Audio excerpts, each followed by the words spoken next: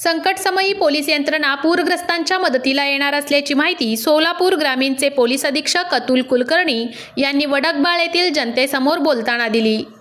सोलापूर ग्रामीणचे पोलीस अधीक्षक अतुल कुलकर्णी यांनी मंद्रुप पोलीस ठाणे हद्दीतील मौजे वडकबाळ येथील सीना नदी पूरग्रस्त परिसरास भेट देऊन आपत्तीग्रस्त नागरिकांच्या अडचणी जाणून घेतल्या।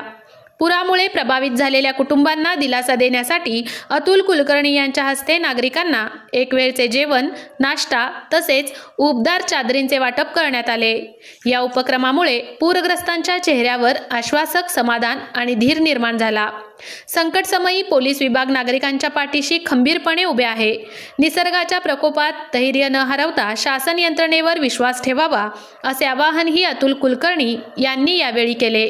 यावेळी मंद्रुपचे अप्पल तहसीलदार सुजित नरहरे, मंद्रुपचे सहाय्यक पोलीस निरीक्षक मनोज पवार, वडकबाळचे पोलीस पाटील अशोक पुजारी यांच्यासह गावातील नागरिक उपस्थित होते।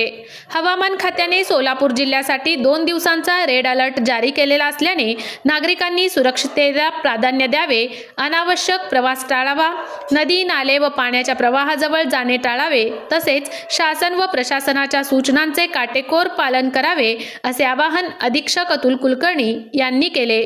शिवराज मुगळे, स्टार न्यूज, दक्षिण सोलापूर।